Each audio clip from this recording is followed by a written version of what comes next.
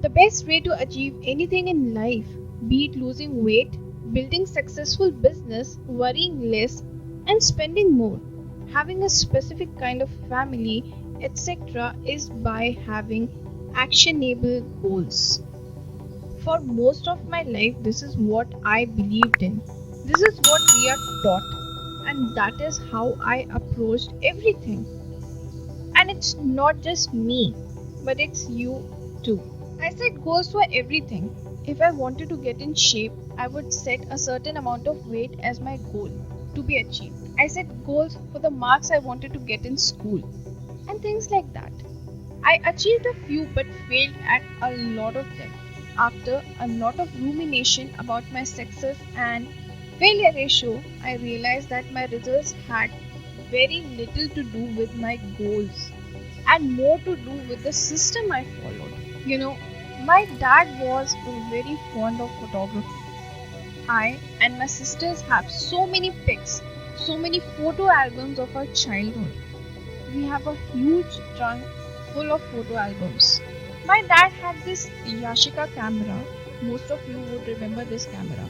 Back in the days, you had no delete or format system in the cameras.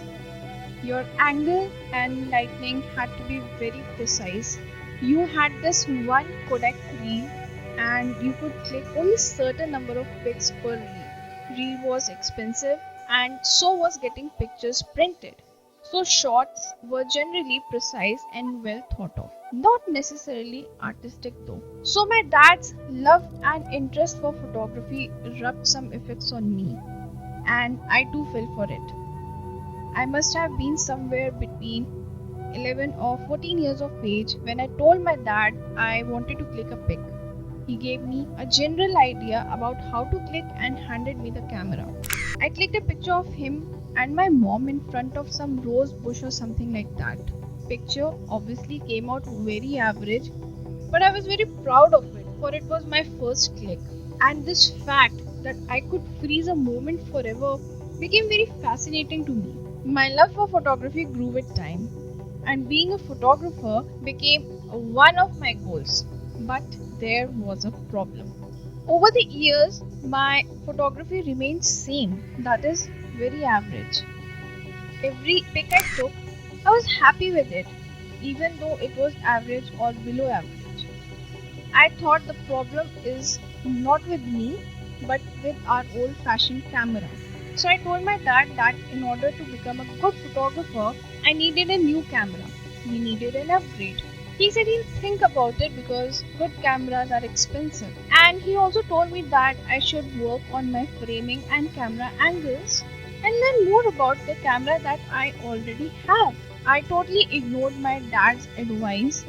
In my mind, I was a bomb photographer and I did not see any problem with my photography.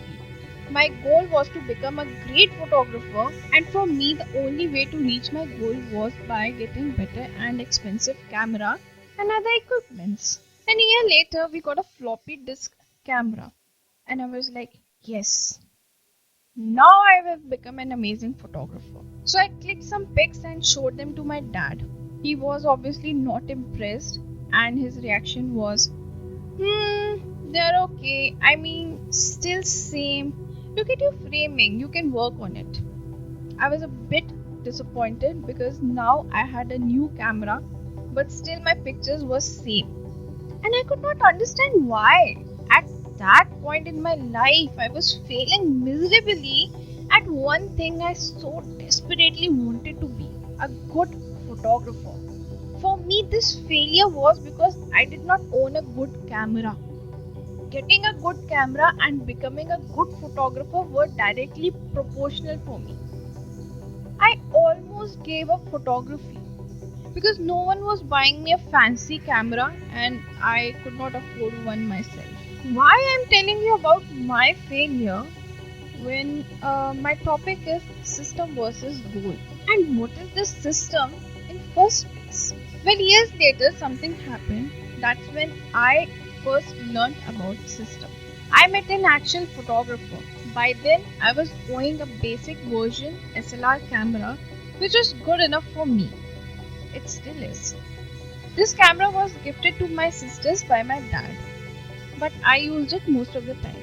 So, taking advantage of the opportunity, I showed my work to this photographer. While he was looking at my pictures, his reaction was basically what my dad's reaction was years back. He was not impressed. And I was a bit disappointed, also embarrassed. I showed him my camera and said, only if I had a camera like yours, I could have been a better photographer. Since he was an A class photographer, I presumed that he owned something massive, something brilliant. He smirked and pointed at his camera, which was unnoticeably lying on the chair next to me. So he pointed at his camera and said, that's what I use. You use Canon 550D, I use 600D. There's hardly any difference. I was amazed, I was embarrassed, I was perplexed. I did not understand when we both were using similar cameras how his pictures were better than mine. How such an amazing photographer was using such a basic camera and was still clicking outstanding pictures. I now owned a good camera.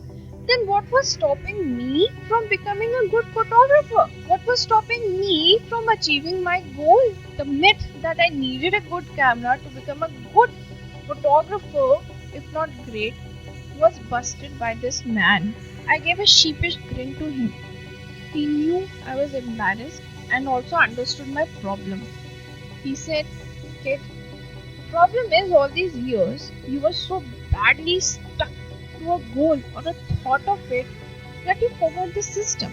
Look, you have an eye to become a photographer and a goal to be one. But that is not enough.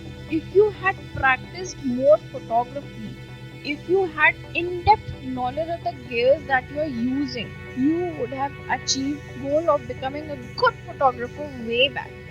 But instead of practicing and getting better at your art, you cared more about upgrading your gears. And that's where you failed. Always remember, if you work on your system, you will ultimately achieve your goal one day. Difference between goal and systems is very simple. Goal is the result you want to achieve. System is the process that leads you to that result.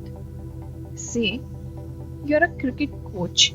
Your goal might be to win World Cup. Your system is how you recruit players, manage practice sessions, give in-depth knowledge to players, work on the fitness of players.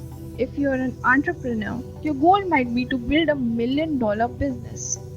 Your system is how you plan your business, how you test product ideas, hire employees, and run marketing campaigns. Now you will ask me, is having a goal even important? And if we totally ignored our goals and focused on our systems, would we still succeed? I think you would. The goal in any sport is to finish with the best score. But it would be ridiculous to spend the whole game just staring at the scoreboard. In real, if we have practiced well and are determined to get better each day, the score will take care of itself. A handful of problems arise when you spend too much time thinking about your goal and not enough time designing your system. Problem number 1. Winners and losers have same goals. Have you ever realized that goal setting suffers from a serious case of survivorship bias? We concentrate on people who end up winning, the survivors, and mistakenly assume that ambitious goals led to their success while overlooking at all of the people who had same goal but failed or did not make it as big. If successful and unsuccessful people have same goal, then the goal cannot be what differentiates winners from losers. The goal was always there. It is the way you implement your system of small and continuous improvements that help successful people achieve a different outcome. Problem number 2. Achieving a goal is only a momentary change. In general, I'm a very messy person. I have to schedule cleaning up. What happens is, being messy, I summon a certain level of energy to clean my room. But soon, a new pile of mess clutters up, and then I wait for another burst of motivation to tidy up again. This happens because I want a goal to be achieved, but I never change the system behind it. It's like treating a symptom without acknowledging the cause. Achieving a goal only changes your life for a moment. That's the counterintuitive thing about improvement. Results are not the problem. What we really need to change our system behind the results. Fix the input, output will fix themselves. Problem number 3. Goals restrict your happiness. There's so many people, and you might have done this too. So many people tell themselves, once I reach my goal, I'll be happy. Once I move to this place, I'll be happy. Once I lose this much weight, I'll be happy. Or once I make this much money, I'll be happy. But my question is, if a person is unhappy from within, will he be ever happy if his situation changes? Goal creates an either or conflict. Either you achieve the goal and you're happy, or you fail and are disappointed. You box yourself into a narrow version of yourself. You don't know what you are destined for in life. It doesn't make sense to restrict your happiness to just one scenario when there are so many paths to success. And problem number 4. Goals are at odds with long-term progress. A goal-oriented mindset can create a yo-yo effect. Many runners stop running after they cross finish line. Race is no longer to motivate them. When all your hard work is focused on a particular goal, what is left to push you forward after you have achieved the goal? This is why many people find themselves retrieving to their old habits after accomplishing a goal. So, what do we learn from this whole debate of system versus goal? Are goals completely useless? Of course not. Goals set a direction in life. Without goal, how would you know where you need to set sail? The purpose of setting a goal is to win the game, but purpose of building systems is to continue winning the game, because it is not any single accomplishment but cycle of endless refinement and continuous improvement. Ultimately, it is your commitment to the process that will determine your progress.